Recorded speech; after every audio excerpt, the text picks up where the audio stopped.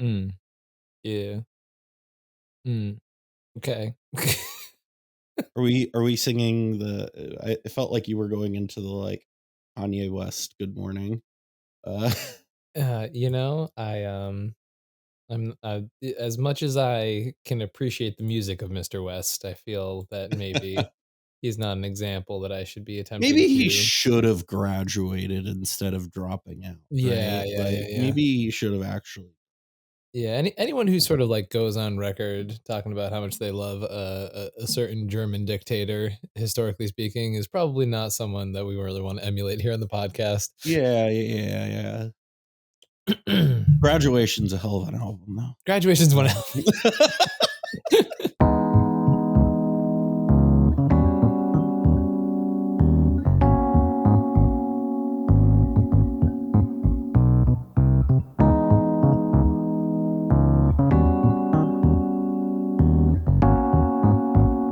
You know what someone told me today on our last week's video?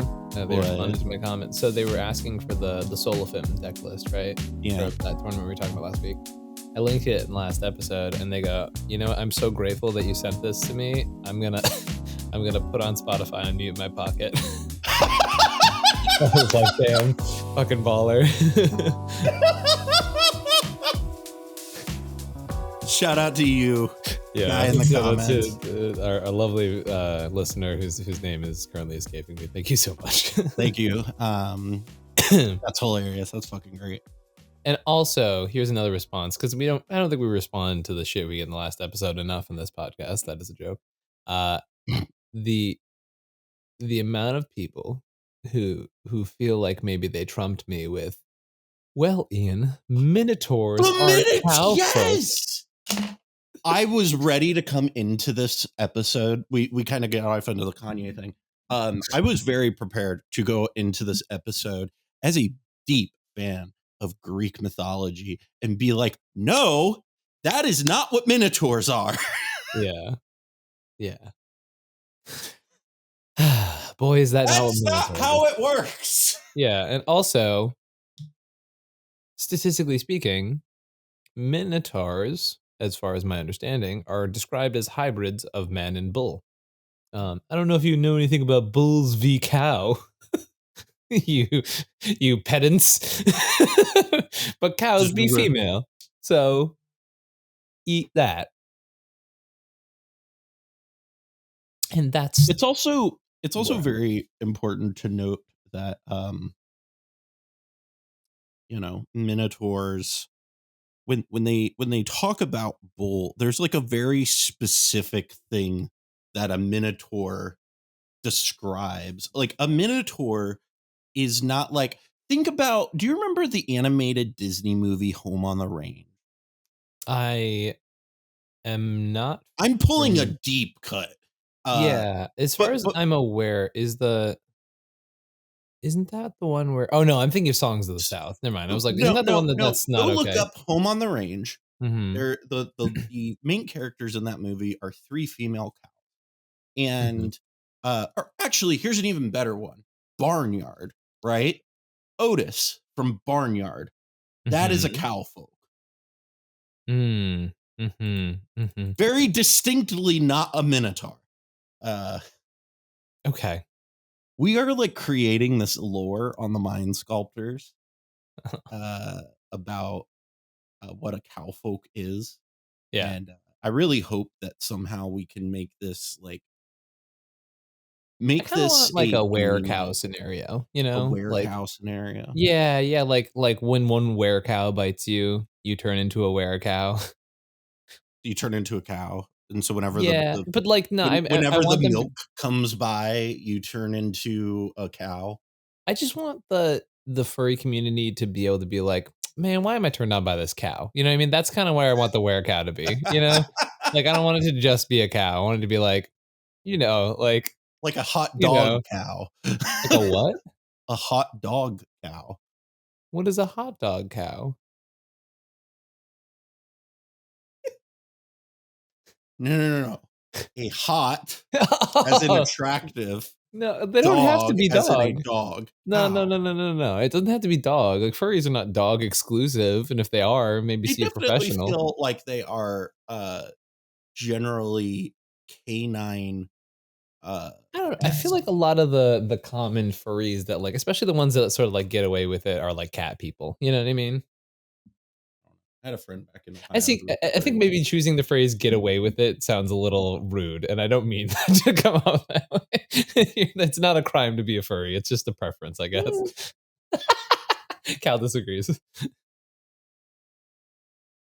tomato, tomato. Tomato, tomato, furry, schmurry. Oh my goodness. Welcome to the episode. This is the Mind Sculptors podcast, Welcome to the fur where sculptors. we give you the 411, the deep, riveting information on Mhm, the small, distinctual differences between the mythical creature Minotaur and the theoretical creature type in Magic, Cowfolk. mhm. Uh, Amen. this is the hard hitting journalistic integrity of the Mind Sculptors podcast. Um, Mhm. and Very true. honestly, if we're being completely honest, is it that different than what the New York Times journalists do? Yeah, this is They're, I think this is a good place to plant our flag. We're no different than the New York yeah, we're Times. We just are we're just as Grant. Listen, there are some writers for the New York Times Uh-huh, uh-huh. who are on a planet that is not Earth, and Alright. Okay, yeah, very well. uh, but that's probably its own bit. So we were at Monk's Masters over the weekend, and Mhm, it was really great to see a lot of people in person, to get to play some games in person over the weekend and watch Miri just jump on top of Ian. mhm. It was the cutest thing I Yes, think I've seen all day. Um, but yeah, it was fun to get out there. Fun to finally meet Ryan in person for the first time, which I think is wild. Wait, Like I feel really? like yeah, I've literally never been in the same place as Ryan until this weekend.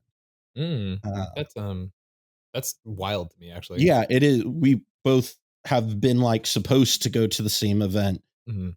multiple times, and then I will either say of him all or the I Planet would Power like, members, Ryan has, like, randomly missed a bunch of events yep, throughout the years, so, like yeah. But it was good to see him. Good to Mhm, finally meet up with some folks that I haven't seen in a while or just haven't seen before, and mhm, also not lose a lot of Magic games. yeah. I didn't say win, Mhm, but you did not lose. we specifically didn't lose Yeah, a lot of Magic. yeah, yeah. True. It's one of those weekends. Uh, Yeah. Ian, you were in the Invitational, Mhm.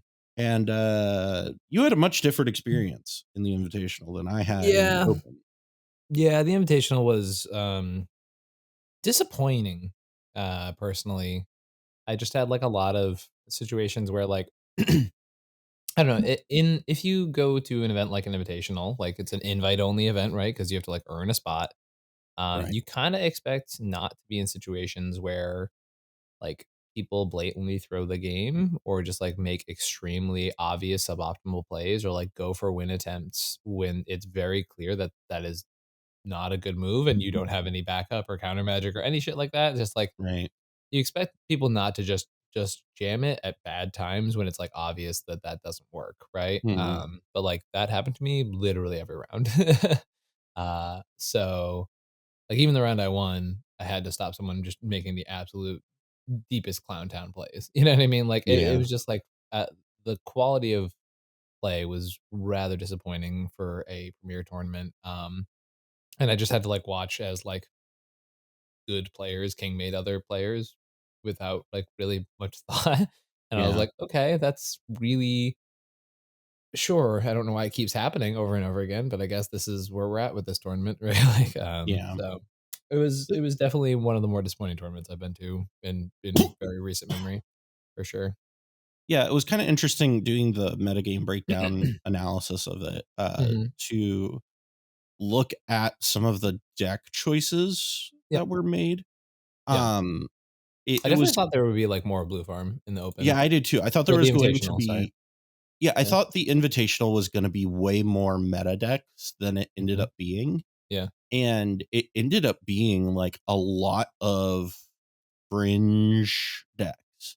Yeah. Uh I wouldn't say a lot. I think there is a handful of fringe decks with I mean with half of the field was fringe decks.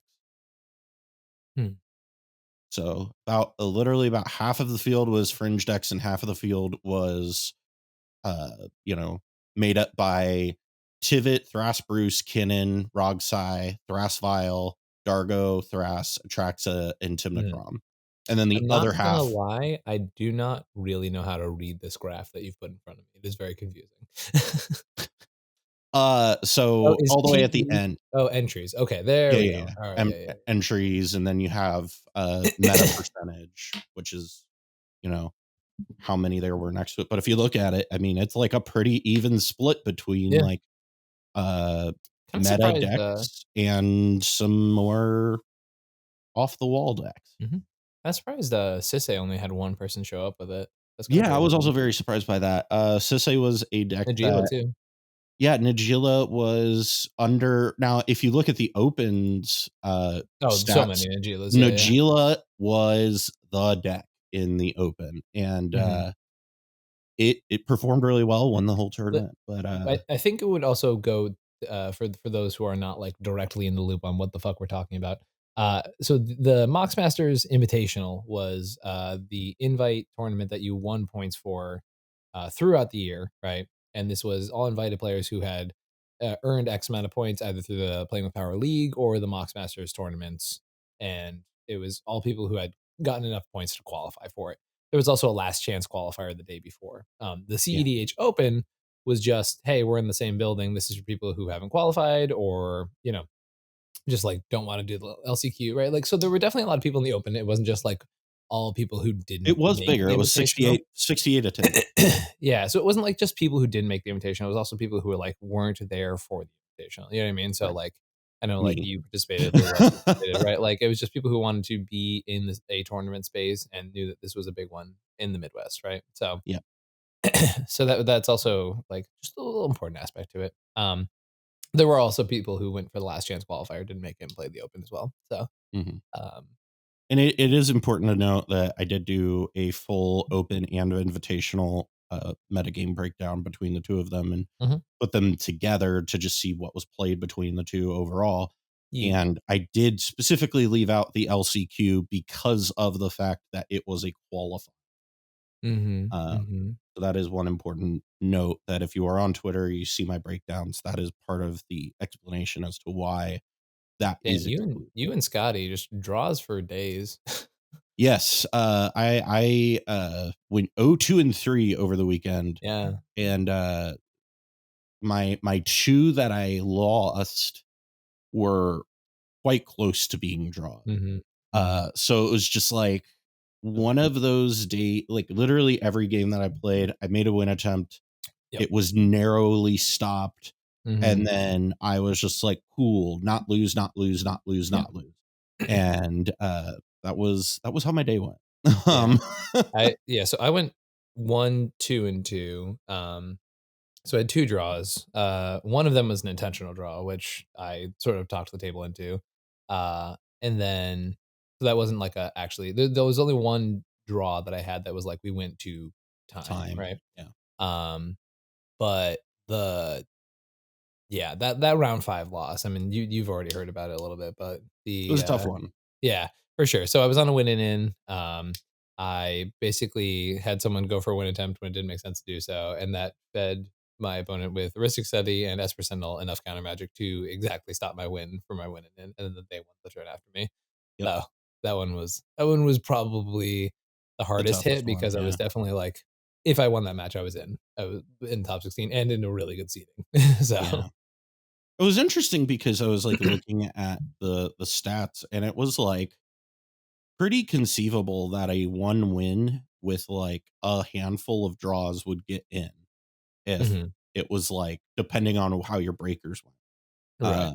So there was like it was very interesting to Yeah. kind of see how because these were around 60 players, Mhm. The and it was 7 rounds for the open, 5 for the invitational, Yes. that, like, it made it so less wins would get you far, Yes, yes. Yeah, I mean, so which I was would win interesting. win 1, 2, and 2, and I was in 20th place or something like that at the Yeah, elsewhere, so it definitely is, like, not the not the craziest thing, you know? yeah. But, overall, it was, interesting. There were some interesting decks that were played. Uh, if you have not heard, Malcolm Kedis is what won the Mhm, entire tournament. Was the only this is an interesting thing about Malcolm Kedis, because I noticed this when I was compiling the data for our uh, what is it, our power rankings video for next week. And it's the second month in a row where Malcolm Kedis is performing quite well, but mhm, can't meet the 10 deck threshold, and like over a course of a month, which mhm, is mhm. interesting to me, that a deck like this, um, that is pretty consistently performing well, is not getting more attention than it really It's could doing be. the Kinnan thing, though, like, I think it's for a long time. Oh my god, I can finally remember his name, Ego Vinco. I was trying to remember all weekend. Ego Mhm. Vinco was absolutely just slapping tournaments with Kinnan, like, for, like, almost a year and a half, and everybody was, like, just not picking up on the joke, right? Like, he was just Right. absolutely dominating with that deck, and, like, people were like, "Okay, yeah, Kinnan's a thing," right? So then I think what happens is that people who aren't comfortable with the deck in the same way that Samurai Dancer is, pick it up, play it, and it's just not singing the right tune, you know? Mhm. And so then they just put it away because they perceive it as this kind of fringe deck. Now do I think it's, like, the hottest deck in the format right now? No. Do I think it's, a deck that can compete at the highest levels? Yeah. Mhm. It definitely feels like a deck that deserves a spot in the, like, 10, right? Analysis. Like, Yeah, it yeah. definitely feels like a deck that should be considered as one of the better decks in the format, because of the fact that it's, like, pretty consistent. Yeah. I think I really like that comparison to Kennen. It really does feel like Mhm. the, like, kinda is it Kennen almost. Oh, yeah, but that's Uh, literally when the first time I topped with this deck, I called it Bad Ginnin. Like yeah. It's really interesting. I like this a lot. I'm still kind of in the whole struggling to, uh, embrace it phase of existence, Mhm, which is, just kinda where I'm at, because it is so different than most things. And even the winning deck list, there's like a little decision trees with card includes where I'm like, I don't know that I would do it that way. mhm. Um, so it's fascinating to see exactly how that all goes, like, long term. Deck that I Yeah. really want to talk about, that I was very, like, interested in, was another one of the Final Four decks, and that was Krark Silas by Richie. Mhm. That was really cool to see make it as far as it did. We were just talking about this deck too, which was what was Mhm. really neat about it. Um, Funny thing was I literally played it the the night in between. I literally was just, yeah. like, having a couple drinks, playing games with folks, and Richie walked by, and I was like, "Richie, let me borrow your deck." And I played it, lost 6 coin flips in a row, and then, it was like, "I don't get this deck. Alright." But hey, it worked out for Richie pretty well. Yeah, yeah. Yeah, I definitely think that there is something there with Krark. I think that Krark Sakashima might not be the deck that we want it to be, but I think Krark and some of these other partners might have a Yeah. little bit more merit than we give them Mhm. credit for. And I look forward to hearing about how other people try that for sure. Yes. Another interesting deck that did top 16 was a deck that finished at 16th, but it is one that you and I have both been foaming at the mouth to build for weeks now, and that's Yidris Maelstrom Wander. Uh, Uh, didn't Al finish 16th? no, I have Kevin Simmons. Al is. Where did Al finish? I saw his. I'm looking at the actual bracket page from the He. real Oh, game. excuse me. 15th. 15th. Okay, yeah. That's what I thought. Kevin Simmons there. Yeah, Sorry, yeah, sorry, Cody. I missed you. But yeah, Yidris there at 15th. Uh, yeah. you know, this was a deck that you and I have been talking about. It's not doing all of the things that we've talked about, but it's really cool and it plays Mhm. Song of Creation. We talked to Kevin about it a little bit over the weekend. Yeah. Uh, Yeah, because Kevin came running up to us and was like, "Hey." he was like, That's guys, what I got. uh, I was so excited to see it. I really genuinely was. yeah, Uh, I also did not realize who Kevin was until I was leaving the tournament, and I was like, "Oh, you're I Kevin. know That makes a lot you. of sense." Yeah, Yeah.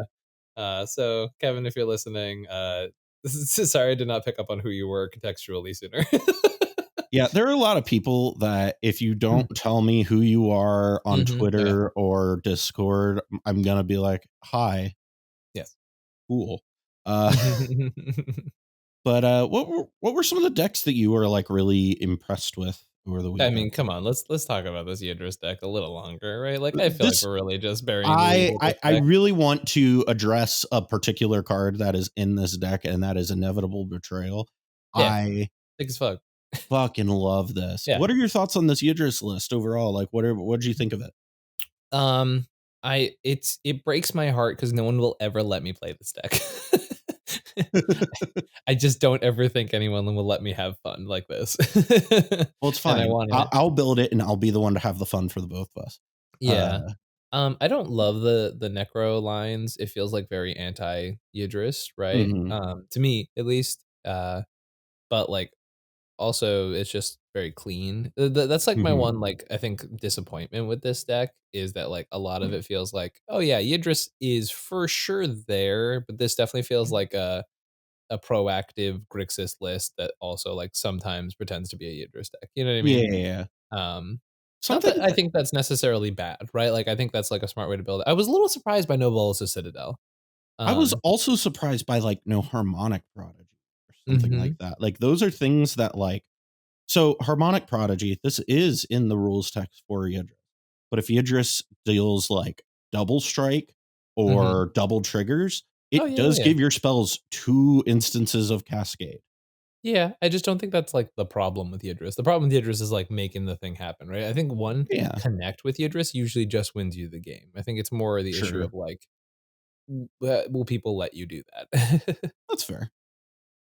I also think that not playing stuff like Summer Bloom or Mhm, Exploration is maybe a miss. mhm. Um, I I think think my favorite though Yidris card is missing from here, which is which one is that? Compost. Compost? I Yeah. think Compost is so sick in Yidris. I definitely well, I think Compost is just kind of generally good. Yeah, fair.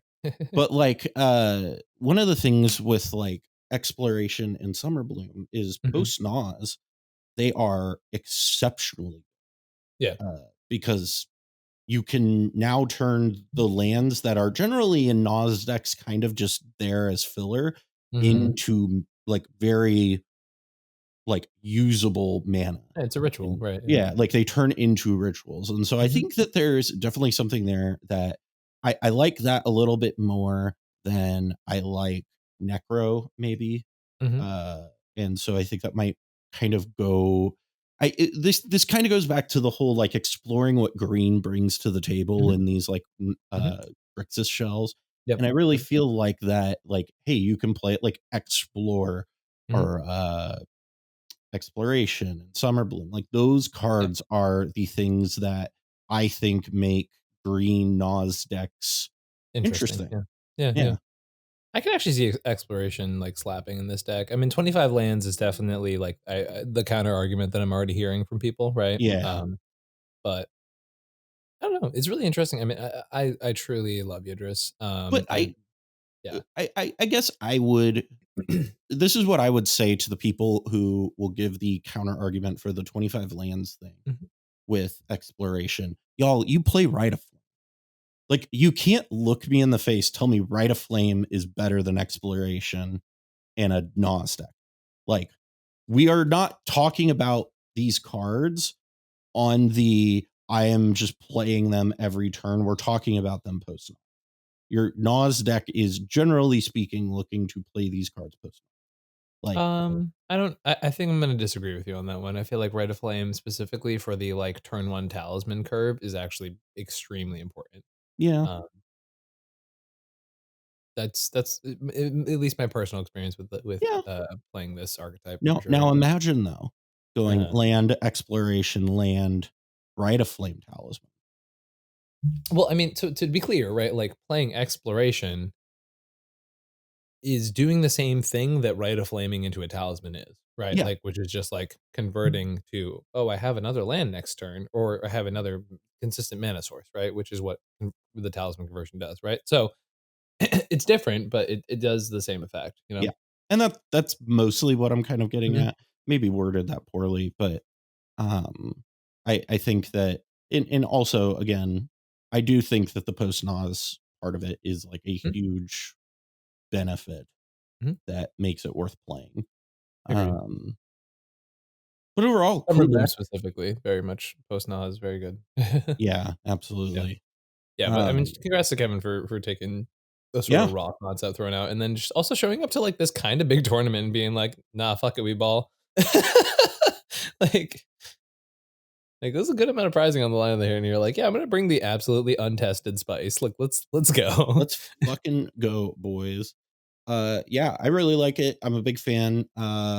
Definitely going to be taking this as maybe my like Kevin, I'm going to let you know right now. I'm probably going to use the skeleton of your deck for my version of this because Sick.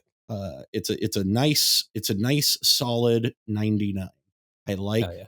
a lot of I also think maybe we should put a picture of the deck up as we go through this recording, probably. yeah, probably. All right, all right. Um, Here's the other one we got to talk about. okay. We talked about Edric. Yeah, we're gonna talk about Edric. Okay. LJ is a fucking madman. I love LJ. Okay, Was that ever in like question the LJ is a LJ's like madman. madman status? This is a whole new level. LJ's been a fucking baller for a long time, right? But this is so for those who don't know, LJ took the craziest fucking pile to the top 16, and basically LJ's been playing Edric forever. Like he used to play Flash Hulk Edric that had Yep. Azuri and Sage of Hours and 6 or 5 0-drop creatures, Yeah. and would take infinite turns with Flash. Like that's how that deck would win. We were actually talking about it over the weekend. He was like, "Yeah, honestly, I would use Flash more defensively than anything else," and I was like, "That's the craziest shit in the entire world." But Y'all, so this he's deck been plays subtlety. yeah, this is like Secret Commanders Kinnan Thrasios Edric. like Yep. this is definitely one where explaining it will merely just be a fraction of the understanding. So like definitely put a picture of this on the screen because this is crazy. Like so I played this deck um the night between the same night I played the Grixis Flips list. Mhm. Because I played against LJ in the Swiss, and he went and curved Kinnan into Seedborn Muse into Thrasios in our game, and I was like, LJ, what the fuck are you playing? and as the game ended, he goes, "Oh man, I was one turn away from Basalt Monolith," and I said, "Excuse me." Yeah, So it's yeah, really this hard deck's to do this crazy. deck justice because it's really a wild pile of cards. mm-hmm. Um, Mm-hmm. and and it was interesting when we were talking to LJ about this over the weekend, Yeah. is he gave you some very specific advice on how to play this deck when you were playing it. Um, and what was that advice? Uh the advice was literally like do nothing. like I don't know how to describe it other than like literally do nothing. Um yeah, like literally as we were going through the game, I like was kept an opening hand that was like nothing turn one, fairy mastermind turn two, like and it just it, I don't know, like it might have just been like a we were all drinking at like midnight kind of thing. But like Mhm. I don't know, it just it kept being in a good spot, right? And I would pass on every spell that wasn't winning the game, and maybe even some that were winning the game. Mhm. And then eventually I played Edric, drew like 2 cards, and like I got there with infinite mana. And I was like, what is happening with this deck? This deck is like LJ's been playing this deck for like you said, since Flash Hulk's been around. Yeah. He played it in the MLC, did really well with it. Mhm. Like it is he's done well with this at other events too. Like this is not Mhm. a new phenomena for LJ Yeah. to play this deck and have success. Mhm. And I think more people should like try to maybe not write it off, right? Because Mhm. I think like even myself, right? Like I look at this and I'm like, oh, it's just LJ, right? But Mhm. truly though, it it has seen pretty consistent success in the hands of LJ. And yes, LJ is very good at what he does, but Mhm. that doesn't mean he's got gonna be the only one to do well with it, right? Like I think there Right. is definitely more here. We're seeing that green blue is very, very, very good right now. Yep. Um, so I definitely would encourage people to, maybe not write this off. I do gotta say the subtlety in this list is fucking hilarious. Mhm. Um, I really like that include. Mhm. Yeah. I don't even know what to say about this deck. It's something else. Yeah, It it really really is. is. But yeah, it's definitely a very like proactive deck in the sense of like it's just stuffed full of combos. It's got like all the old combos too, which is like the weirdest part for me Mhm. about this list. But like yeah, I don't even know how to describe what what we're looking at here. Like folks at home just like go take a peek. Yeah, that's all I'm going to say. Like go take a peek. Yeah, It's absolutely. it's something. It's something. Now, outside of the invitational at the open, Yeah. there were two interesting pieces here with this. First of all, Mhm. our good friend and your partner, Lewis Stardust, Mhm. uh, made top 16 with Paco and Halden, Mhm. Very which proud. Very was proud. really great. Um, Lewis so much better than they give herself credit for Mhm.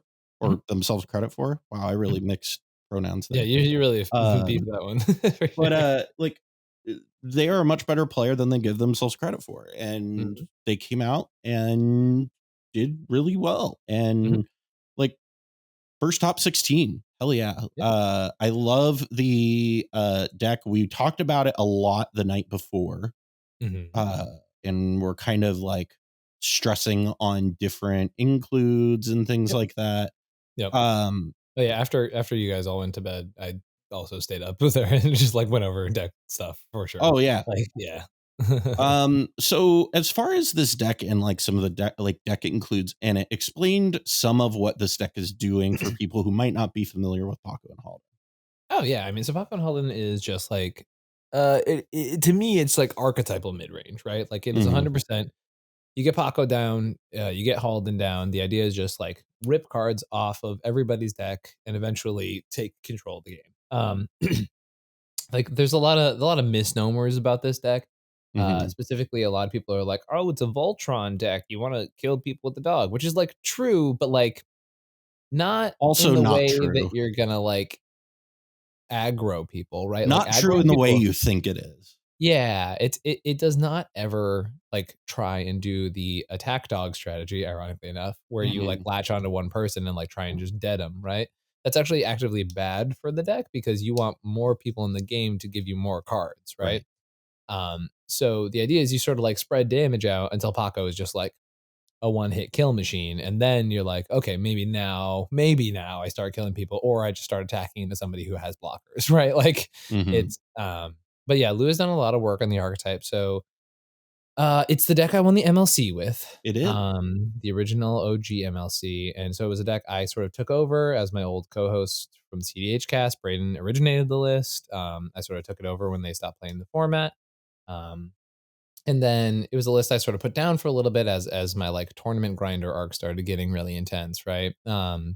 And basically because like it's a deck where it's like it's very easy for people to overestimate it in my hands and be like, "Oh, dog big must kill Ian," and I'm like, I don't know if I agree, but sure.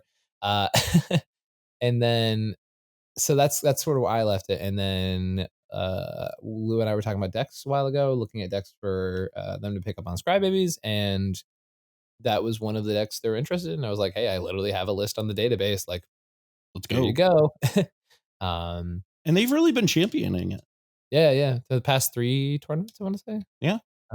Yeah, so, yeah, the kicking ass, taking names, the deck's sick.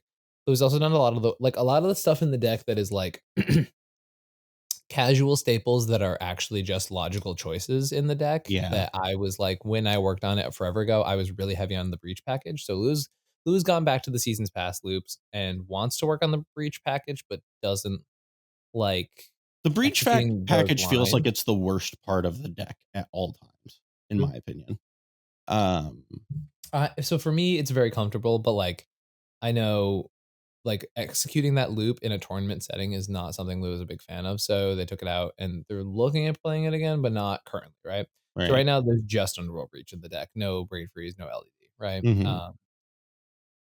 Like if I were to sleeve the deck up, I would have that in there, but I also understand the choice to not do so, right? Right. So currently, the seasons pass loops are what Lulu is using. For those who don't know, you need a top deck tutor, or actually any instant and sorcery tutor. You need an extra turn effect, and you need seasons pass. The idea is that you cast the extra turn. You use the instant and sorcery tutor to go get your seasons pass. You cast seasons pass, pick up the tutor, pick up the extra turn effect. Seasons pass gets tucked into your library as part of the resolution of the spell. It's a 12 mana loop. Now it might sound ridiculous. You're like, wait, 12 mana loop? That's a lot of stuff. Fun fact, Paco and Holden, it does not care. You are literally taking everybody's land drops. You never miss land drops with this deck. And You're most of the also deck is in like, Teamer, which is like yeah, maybe the best at making a lot of mana. yeah. It is like the mana colors for sure. And it's actually really easy to execute the loop. Way easier than I think a lot of people would expect. Also, like, think about how many pieces of fast mana you're taking from your opponents every time you Right. like go through and rip cards off your deck, right? So no, I mean the deck is sick. I love it. I'm really proud of Lua for absolutely killing the game with the deck. Yeah, it's just all sweet stuff. Yeah. For sure. It's really And cool. I love the include of winged boots. I think that's a really oh, fun winged boots. include. You can thank Shaper's Vaunt for that one way back in the day. Yeah. Yeah. I love that include. Hmm. I remember the night before we were talking a little bit about Lightning Greaves and how Lightning Greaves kind of feels like it, Mid. Yeah. yeah, is mid. That's a card that I remember I said this in the event, and I think I still kind of hold this because I Hmm. think I would rather that be a sword.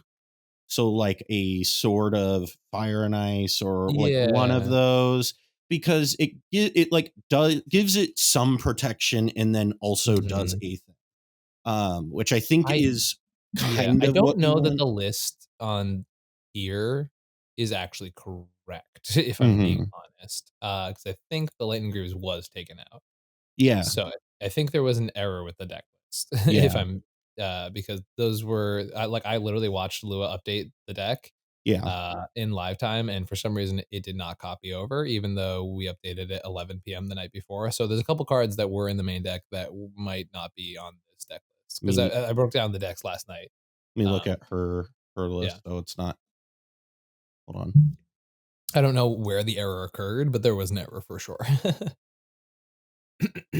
But yeah, well, regardless, some good stuff in there. I do still kind of think that one of the swords is probably worth thinking about.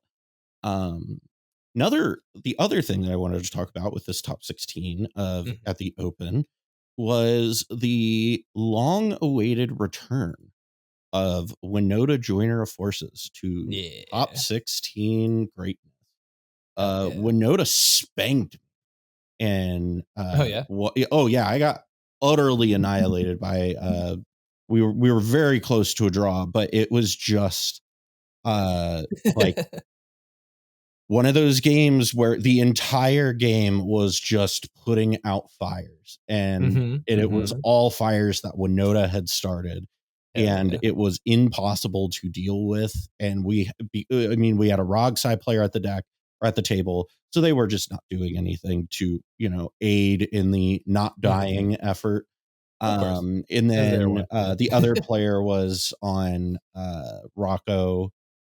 Mhm, So it was just one of those situations where I was put in a position where my job at the table was to make sure we don't die. And mhm, only mhm. so much of that you can do in a game. Yeah, for sure. Um, but yeah, when Noda is back, I don't know that this is like a huge return, but Yeah, like Winona's back in the way that, like, I don't know if Winona's back, but, like, hopefully, yeah. This list made some interesting choices, playing stuff like Mhm. Lena, Aura Touched Mage. You know, So, I will what are your comment on thoughts? Lena. Lena is a card that we should have been playing forever ago, Yeah, if I'm being honest. Lena's just really, really good and definitely was, like, a very silly exclusion for a long time. The card is a Crater Hoof Behemoth in white. yeah. It quite literally, like, when it came down, we were just Uh-huh. like, oh, they're like, what? The only, literally the only thing that we can do to beat this is a board wipe, and Yep. um but yeah, it's pretty neat. What were your thoughts on this list and its performance? Yeah, I am surprised by it. I yeah, it's definitely it's a weird deck in the sense that, like, it's going deeper into the stuff that I already think Winota has a problem with, right? Like, You're right. I for me, a lot of my, like, current iteration of the deck is, like, building in more protective pieces and, like, stuff like that, so we don't just, like, lose to certain players, so we aren't wholly reliant on Winota, but this one is just absolutely every conceivable enabler and card is just, like, in the deck to create that early consistent game plan, right? One thing I'll say is I got a pretty early Grafdigger's Cage down against it, and it just Mhm. did not fucking matter Yeah, because yeah. it was just like, okay, cool. Here's a Morel and like a trillion Mhm. and like a bunch of like freaking soldiers. Deal with Yeah, that. yeah. And you're like, all right, I guess I die. Um Yeah. Interesting, yeah. Yeah, Morel's been one that was, like, really interesting because, like, it feeds the ever living hell out of a dockside, yeah. right? But then there's also the counter argument of, like, does that matter at Yeah, the end of I the think day? I'm now at the point with dockside with the whole feeding dockside debate Yeah. of everybody's feeding a dockside and it's gonna get fed no matter what. And I think Mhm. not playing good cards because you don't want to feed a dockside is playing to Yeah. lose. I agree in the sense of I I don't wanna be so hyper focused on that reality that um I end up in a scenario where, we are basically, like, how do I put this? I just don't wanna get screwed, Yeah, right? Like, I don't wanna get screwed by it, right? And that makes yeah, sense, and I don't wanna hamper my own deck's potential for that potential yeah. reality. That being said, I think there is something along the lines of, like, there's a certain amount of just blatant irresponsibility that converts Dockside from, "Oh, Dockside is going to make a lot of mana," to, "Oh, Dockside wins the game no matter what without any consideration. Ha ha ha ha ha. You've done broken." Right. Um, I understand what you're saying. because like, every time Blue Farm, I've seen this happen where it's the difference between, like, Dockside pass turn, I will win next turn. Mwahaha, curl mustache. And Dockside, play Timna, play Crom, play other thing, go to combat, draw a bunch of cards, super protected win. It's a Yeah, really different I mean, reality, and it's a play pattern I've and seen a this is lot. again kind of why I'm just like, hey, every white deck in existence, like this fucking Winota deck, just Blind just obedience. Blind play obedience, yeah. blind obedience. I know I'm holding this like Manglehorn's this busted. I think let's talk about envelope Manglehorn for a second. opener and it Yeah, looks like I'm just like shaking a knife around. But like honestly, people need to play yeah, that fucking card. It's the goat yeah. in everything. No, but, on that note, like, in all actuality, Manglehorn has been, like, goated Yeah, lately, and I feel like that card is just being underplayed for sure. Manglehorn and fucking just Oh, but it doesn't hit an enchantment. It doesn't fucking matter. I love when you get so flustered that you're just like, it's just stupid people. Like, It's because I have so many. Because what happens when that happens? All right, here, we're going to get deep into the mind of Callahan here. Soapbox gal. Soapbox gal. Basically, what happens when I like stumble over my words and I can't find what I'm saying, and it's just like, and it sounds like you're just quickly changing radio stations, is I have so many thoughts concurrently that I'm unable to find the one to say. And no, that's like a pretty normal ADHD symptom. That's fine. It's very funny when you get so passionately frustrated at players. that's the part that amuses me, is when you're like, they're just so stupid. I'll get them next time, Spider-Man. It's just like, kids these days don't even play the Manglehorns. Kids these days don't even play the cards that win you the game. They just play that stupid breach card. It's just like, true. There's so many things, and I know I've said this on the show so many times, but eat your goddamn fruits and vegetables. Like, come on. Like, if you're gonna be on these aggressive strategies like this, at least have some deterrent. And I am all for, like, this Winota build, for what it's worth, I love. I think it's a very interesting way to take it. I think that it is aggressive and it gets around a lot of issues, that because it has so many token enablers that you're just kind of like, it's fine. Here's a Winota, or here's a bunch of creatures. And so, like, I think that is a good strategy and is super viable. On the same hand, play a blind obedience, for Christ's sake.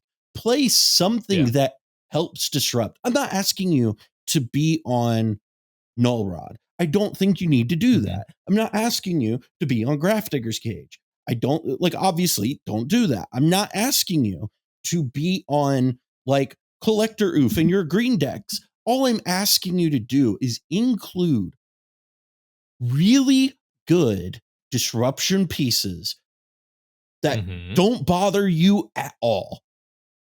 Like, they don't impact you. Just play them. That's it. Just play the cards. Play good cards. Why is that hard? Why is playing good cards such a fucking battle that I come on this show and I have these rants? Because that's how I feel about it. It's just like, I'm begging people to just play good cards. Like, I spent months trying to convince people that Shieldred was worth trying and made an impact. And everybody's like, no, it doesn't do enough. It's only 2 life. And then they sit down and they're start at 38 life and draw cards and get attacked once. And suddenly they're at 10. And like, oh, fuck, I can't use this Naz in my hand. And it's like, yeah, no shit. That's why we had a guy this weekend who played out. I had a Shieldred out and he had a Rhystic Study. And literally me and the other 2 opponents saw that. And all of us knew we are going to feed the ever-living fuck out of this Rhystic Study. We're not paying for a single trigger. And guess what? He just drew himself into death. Like, it made no fucking sense. And I just, okay, I'm better. I'm good. That was everything I wanted from today's episode. Like, you've ranted a couple times on the podcast. I don't know if I've seen you pop off on a podcast episode quite like that. Yeah. Do you feel better? Do you want like a cigarette? I really do. We were talking about mango jewels the other day. Oh no. Because we're watching the Netflix documentary about jewels. And we're talking about the mango ones. I was like, damn, I really do miss those. It's just like, it's probably not a great feeling. Also, funny update. I did just get a text from Lua going, oh, my Eminence deck is wrong. And then I panicked, but then they admitted it was on their end. Amazing. I was like, cool. Amazing. I didn't want to out my partner on uploading the wrong deck list, so that's good that it was not their fault. Oh my goodness. But no, like, honestly, just play good cards, guys. Play they're so generically good and they don't impact you. Just blind obedience fucking will stop. You know that whole man. I'm feeding a dockside a bunch, right? And Uh-huh. I'm worried that somebody's just gonna win with it. Guess what? They intertapped. Who gives a shit? Like just fucking. I like the fuck it we ball argument. It's good. I'm physically hot now. I like broke into a sweat. I'm dead. My skin is Okay. wet. Okay. Like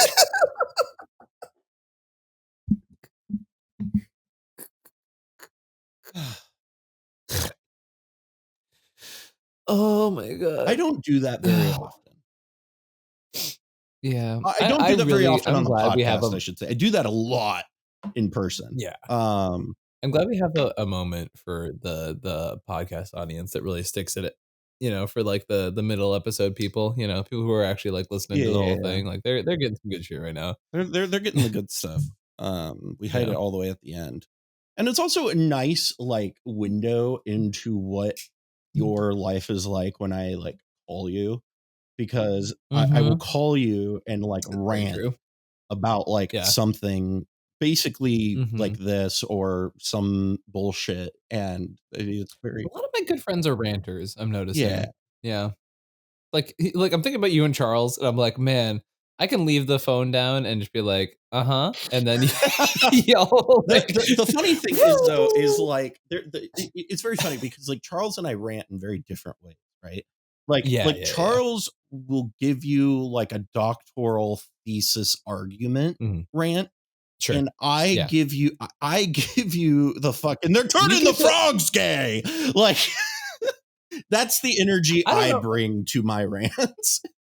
No, I think your rant energy is like it's the thing. It's all back to the planting the flag argument. You know what I mean? It's like this is our last battle, and we will fight to the. We will bleed them. We may die. Yeah, Many of you will die, but no, yeah. It's it's funny because whenever I go on a rant like that, I always do feel myself being like I'll internally be feeling like Cal, you're one step away from Alex Jones. Chill. Like woof. I'm just, I'm the leftist. That's fine. I just I Yeah. get it's the same type of stream of consciousness like ranting. Like is why I Mhm, compare it that way, because that's how it is it's very like stream of consciousness. Here is a rant. I'm angry mhm, that they are turning the Winotas into not stacks decks.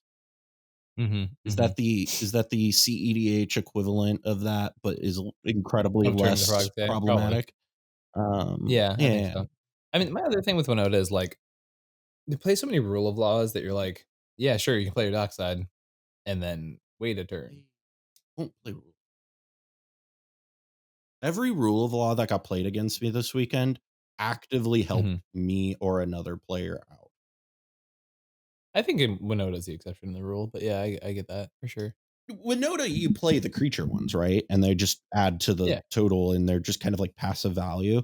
But like, yeah. I think a really good example is like in that game with the Shieldred I was talking about. The Mhm, like rule of law, I was actively happy about, and yeah, then when it got removed, I was like, cool. Here's the time to like move, mhm, and it's just one of those things that I think unless your deck is very specifically designed to take advantage of rule of law in ways that other decks cannot, like Winota is a mhm, great example of that. You yeah, playing rule of laws is not good magic. How I feel about it. I don't think they're good. yeah, I don't think they're good. I've seen them hand too many games away to people.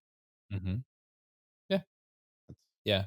I'm like Now I'm just double checking this list to make sure the rule of laws are in there, They and are. they are. They are. Okay. They're playing all of the creature ones, and then the either or the Yeah. what's the non-creature one.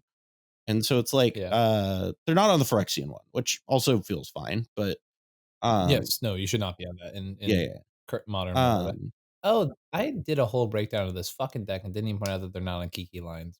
yeah.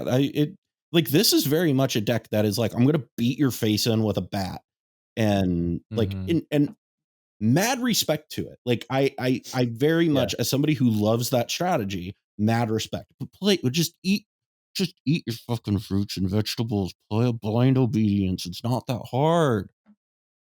Take out the Zealous Thalia Con that is actively bad and put in the blind obedience that is actively good. Yeah. No, I'm with you. Zealous conscripts with no Kiki is a It's wild fine. It's reality fine. to live It's in. just a free get control of something. Yeah. Like you're not playing it because it's Yeah. a combo piece. You're playing it because it's just kind of free, right? No, Like, I 100% am playing it because of the combo piece. well, yes, but I'm saying here it's just kind of free to play. But Sure.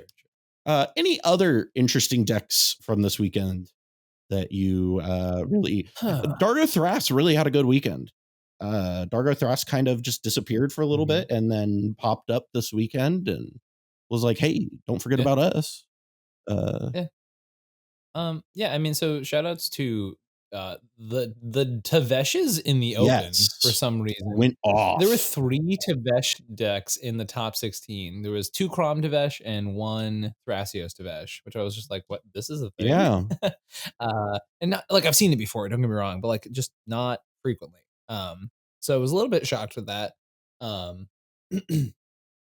that's about it for those, though. Like, the Tavesh presence was interesting, just to I say the did think it least. was interesting. Um, I talked about this on the Twitter breakdown of it, but yeah. the non Rogsai Grixis decks are on average performing more consistently well than Rogsai. Yeah. And I'm just going to put that out in there. Rogsai players, I know I have a nice home in your heads. And Yeah, it's like, I don't know, the thing is, every time someone makes the argument of like, "Oh, well, Zane's been doing so well with the deck," right? It's like, okay, so, like, that might be a really good deck for Zane, but every other Rogue-side player I know is like, "Yeah, this deck feels unplayable right now." yeah, So, um, and, they aren't saying it that explicitly, but every time they go to an open tournament, they're like, "No one ever lets me do anything. They always think I'm we gonna got our win." I was like, Rogsai "Well, player aren't you gonna win?" in the game that I was playing against Rogsai. Like turn 3, he was at 1 life. And Yeah, had been flashing an ad nauseum in his hand the entire game. And I was just sitting there like holding up counter magic because I knew he had a ad nauseum in his hand. yeah, So I was just right, kind of like, like, I'm not going. We made sure we killed him very quickly. yeah, as you should. And it was just like, I stand by this. I'm going to save this for next week when we do our power because I have a lot of thoughts about the deck. I do think it's good, but I do think Mhm. that there is a lot of hype around the deck that needs to just be. Y'all need a way to blink it. Just go take a nap. It's fine. Um, Mhm. you know, I also think we would be doing a disservice to not shout out Kai dude, made top yeah, 4 with Narset. that Narset deck is sick. It's definitely sick. I always ask Kai, like, how do you win if your breach gets exiled? He goes, "Yeah, their breach." The answer I was is like, I you don't feel like, don't. um, yeah, like that's well, there's also funny enough pull from eternity, and which is yeah, like that's one I have not thought about in a very, very, very long time. But honestly, I think this is literally like if there was a list that plays pull from eternity, I think it is this yeah. one. Yeah. No, it's really neat. I am quite like proud of Kai because Kai has been doing like Kai has just been very consistently playing this deck across a lot Mhm. of tournaments, and Yeah. he doesn't always do well with it, but he sticks with it and and it just that consistent sticking with it. Like it makes me want to Mhm. go back to like just pounding the pavement with Arden. a little Mhm. bit, because it's like, I know something's there, and it's just like, stick with it, man. Mhm. But Yeah. I think, well, Kai's always been a pretty good player, are you saying I'm not? but has not really, like, Are you huh? saying I'm not? No, that's not even close to where I'm going. Uh But has, like, never really, like, had the results to, like, the consistency in Right. results, but as soon as Kai picked up this deck, been significantly way more Yes. results. So, like, clearly you found a niche, take a lesson from Wounded Satellite, play one deck forever, and just let it Yeah, happen, man. It's cool. I love the deck. Love Kai, and good to see it doing well. Um, Mhm, Deck is really cool. Also, just again, Richie. I thought my brain was like, we haven't talked about this, but we definitely did. But honestly, dude, just mhm, Richie's Kark Silas deck. It's so cool. yeah, Big congratulations, and also need to make sure that I cannot understate this enough, but the Kedis Malcolm deck, like I said this on Twitter, but we talked about, we saw all of these meta decks go into this thing, right? mhm, And then none of them made the top four except Sisay. And it feels weird to call Sisay a meta deck, right? So it's it does. like, feels like the meta is in a very open spot. I know that there is Mhm, some amount of, like you said with this tournament, where it felt like there were some bad plays happening, but overall, I think that mhm, this has kind of felt consistent over a string of tournaments, is that a lot mhm, of stuff is viable, and that feels really good to feel, or like yeah. say and think about. Yeah, for sure. I think there's a lot of stuff that is, like, very playable right now. Which isn't always the Yeah, case, which is pretty cool. So I think the format's still open. I still think the format is not as open as it could be, and Bowmasters is yeah, 100% responsible for that. I wish it wasn't here. To be honest, I still think it's a scourge on the format, but as of right now, we're still able to have a certain level of diversity present, which is really nice. yeah. 'Cause that is not always the I do case. also think that some of the diversity is a little tamped down by the ever, like, the what's it called, the pervasiveness Loud of voices. Dockside. Oh, And sure, I sure. think Dockside kind of homogenizes a lot of stuff. um and I would be very interested to see what happened if Dockside was banned. I'm not excited about it because it would kill several of my favorite mhm. decks, but, like, it is what Yeah, it is. I think Dockside is a card that, my stance on this, and not to get too into the weeds on it, but I kind of feel like you either have to unban Primetime and give green like a bone, or you need to ban Mhm. Dockside, because they're the same card in my opinion, and one is much more egregious than the other. Oh, And yeah. so I feel like, and for those who can't figure out which one is the egregious one, it's Dockside, not Primetime. Mhm. So, like, I think you either ban both or you unban one, right? And that's how I feel about it. And for what it's worth, I am much more a proponent of unbanning Primetime than I am a proponent of banning Dockside.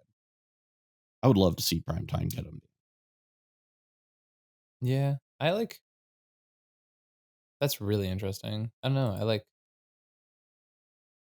I haven't thought about that comparison, but Dockside is definitely more Yeah, egregious in a lot of yeah, it is circumstances. much more offensive than Primetime has or ever was, honestly. And in all, like the thing about Dockside that I think is the part that, there's this interesting narrative that it's a CEDH card, but it's really not. Mhm. It gets play in all levels of Yeah. Commander, and the narrative that it is only a CEDH card is like, that is true about Thassa's Oracle. It's not true about Right. Dockside. And Mhm. I think that is a very important thing to remember. And again, this is not an argument for banning Dockside. This is an argument for unbanning Primetime. Like, Mhm. it's very much, I think, I like less ban, generally speaking. Uh, Yeah. but I could do a whole thing about bands. Uh, Mhm. what are your kind of final thoughts about the weekend? Kind of closing thoughts. We Closing thoughts. Closing thoughts. It was a I guess we didn't even talk about, like, the most controversial thing for this tournament, which was the finals match. Um, Mhm. Well, I didn't watch the finals match. I was on the road. no, the format of the Oh, the finals form. Oh, match. okay. Yeah. So for those who don't know, it was a best of 2 Mhm. finals, meaning that, like, there's a solid chance that the finals match could either be, like, 90 minutes or 8 hours, and there's really no, determining that. For those curious, best of 2 meaning, like, you First to play two. until one person has 2 Yep. wins, right? First person to 2 wins. So there's a world where you play 5 untimed games in the finals. And that also creates scenarios where people will spike play Mhm. because, say, for example, let's talk about this weekend, right? So say Kai wins game 1, right? And then Richie is in a situation where next game Kai is about to win. Richie can't pay for this pact negation in hand, but Richie doesn't want to, lose the entire tournament. So Richie goes, okay, yeah, well, I'll pact negation Kai's win and King make the next person because I don't want to give Kai the second win. Right. And then that happens like 3 more times until you run out of people to King Right. make and feel safe. Right. And it's an awkward format. The time thing is huge, right? Once again, you could probably, I mean, so we literally played an entire league like this 2 years ago, right? And literally, I had one day, once again, 90 minutes. One day, the week afterwards, it took 8.5 hours, right? Like, it's just not, you just can't. There's no logistical way to like make it actually Mhm. happen. It's just awful. Truly. So, Yeah, I do not like that. Also, I think yeah. so. My biggest critique of the Invitational is that I think it should have been online. Hmm. I don't think that doing a tournament series online and then having the finals be in person makes Yeah. sense. I think it alienates Yeah. so much of the Yeah. people. We lost a lot of Yeah. European players who are very good for And sure. even some American people who just can't make it. Can't afford it. And Yep. I think that if you're going to make it, if you're going to do this invitational thing and you want it to be in person, then you got to have in person events to lead up to it. And if you want to have an online tournament, then it needs to be an online invitational. And I think that's fine. And I'm all for that. I'm all for both of those things. But I think the in Mhm. person invitational, and I also think it's important to know you can do a Mox Masters Open and an online invitational. Like they do not have to be exclusive to each other. Yep. I think it is very important to, but like I said this to Ryan, that was my biggest critique of the event was I don't like the, uh, the you have all of this build up to it, and then like a Hmm. big chunk of your players that are qualified can't make it. Um, that's Yeah. It sucks. yeah, It that's does really for the sure. biggest knock I have on it. Hmm. But Hmm. overall, I loved it. It was great to see Ryan. It was Hmm. the open went really well. I really liked the open Yeah. format, and Hmm. want to shout out the judging staff who I thought did an incredible job. Um, Awesome. Very I professional think for sure. one of Yeah. the things, and this is something that I've said about, I said this while we were at the event, is I really like the choice to have Aerosmith as the Michael Aerosmith, for those who are not familiar with him, one of the preeminent judges in the Magic community. Having him be your head judge for the event is Hmm. very, very, very, very, very, very, very, very, very, very. Um, Hmm. he does not put up with bullshit, and we saw that time and time again over the weekend, where Hmm. he just was like, "Nope, nope, nope. This is what it is," and he's reasonable, but also just doesn't put up with bullshit. And Hmm. was great to see that from the judging staff, especially after having like a couple experiences with some really questionable recent. Hmm. So good on you, Eminence. Good on you Yeah. playing with power. That was a great event. Really loved it. Um, I will say I don't think he made this call, but there was definitely some judge controversy in the tournament that did determine who made the finals Yeah, match. I think they're, obviously judges aren't perfect, and I say this about like, like Mhm, referees in sports are kind of the same way, right? Where it's like there are going to be mhm, times when referees make mistakes on the field, and it's gonna mhm. it can impact the outcome. But I think as a group overall, it was pretty well done, and I very much appreciate it. Um, Mhm. but yeah, that's that. We've got Atlanta coming up, which is the next big event, and then it's Mhm. kind of quiet for a bit, which is kind of Yeah, nice. weird. It's been super busy over the summer Mhm. months, and heading Yeah. into I'm hoping there's some sort of, like, online tournaments coming in December and yeah, stuff like that at the very least, 'cause I it's been crazy as far as, like, we've had big yeah, tournaments, right? Like, it's been all of the big tournaments of the year have been within the past month, right, basically, right? Like, there was a Time Twister tournament, a Time Twister tournament, and then the 10K Invitational, right? So, like, there was a lot of big stuff in a row, and then there's an 8K coming up, right, next month, and I kinda just want, like, a tournament where I'm like, "Cool, I can bring a cool deck and not be like, 'Man, I'm throwing a couple $1,000 down the right. pipeline,'" right? So Yeah, definitely agree with you. Um, mhm, if you would like to sponsor, by the way, either Ian or myself or both, go to Atlanta and rep your brand. You can reach out to us, mhm. hit us up, uh, Ye email either of us, and yeah, we'd love to do that. Um, Also, speaking of which, make sure Mhm, to head on over to patreon.com/the Mind mhm. Sculptors and get that Whoa. help us out. We've got some new patrons who have been joining recently, and we really appreciate that. Ian and I are planning to the start of the year have the Patreon kind of more active. Uh Yeah, we're have getting an to that. actual patron like system that isn't just Mhm, there. So mhm. keep on the lookout for that. It's like we want to do it right. Yeah, And Ian's been busy, and now that things are kind of quieting down, we actually have time to be like, okay, right. how do we do this?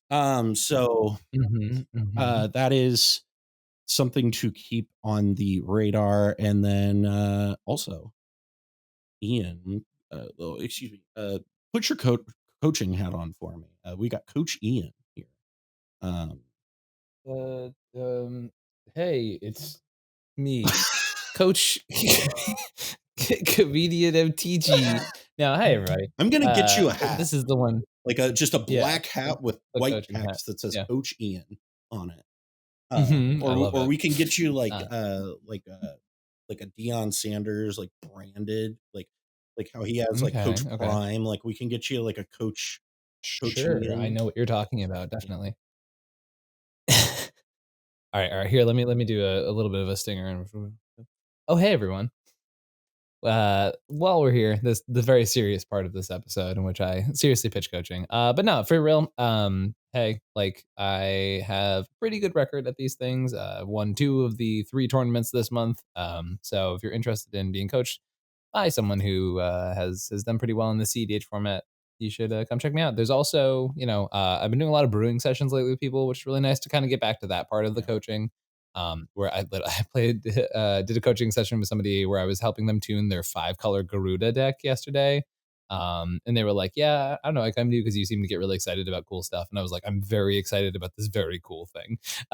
So like, yeah, if you're interested in any of those processes, feel free to reach out to me, comedianmtg@gmail.com. You can find me on Twitter, Discord, all those places. Yeah, and my other channel, obviously, youtube.com/@comedianmtg. The funniest YouTube channel on. Yes. The funniest, not funny YouTube channel on the internet. Well, how do you want to end this show? There's a lot of different ways that we can do it. We've done the abrupt stop a lot recently, which I don't know that I think I Yeah. think we got to find something else. Yeah, yeah, no, like, I don't need need that to be, like, our brand. I think it's just, like, it You worked, know, it it it for when we it it, needed it. li- it did its job for a few It did its episodes. job. It did You its know, job. You get it, audience. You I can get always threaten the audience. You it. know, Whoa. go to the Yeah. No, I Patreon. like that. Uh, Yeah, yeah. Listen. Okay, Okay.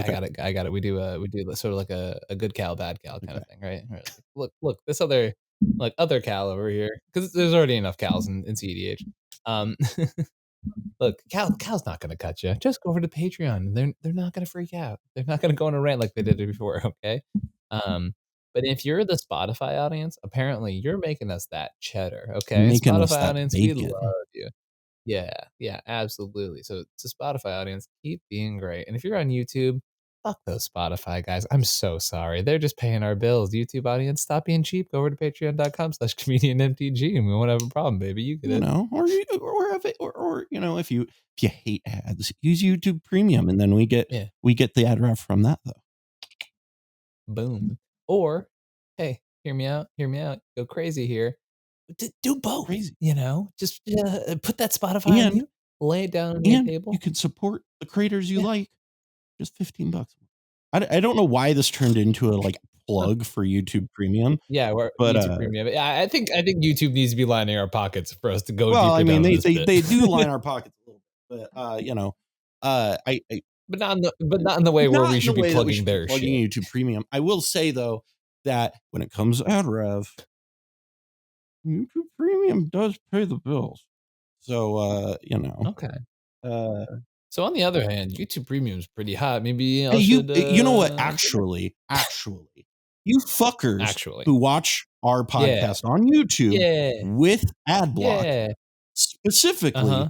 fuck you. Yeah. Uh, Specifically, actually, yeah, like fuck that. specifically, fuck Fuck you. that. Um, Because like you can do that on Spotify and not really have to worry about it. So like specifically, Cal is right. Go fuck yourself. I get it. Listen, I understand ads are annoying, but there's a Yeah. reason why I pay for no ads on Hulu. Right? Right. I pay the extra money for that. Yeah. How do you think? fork Listen, over you that can't cheddar. just consume free content and expect it to continue. That's not that's not how the world works. Yeah. You need money. I gotta pay that rent It's true. so that they can continue to not Gotta make fix my fucking elevator.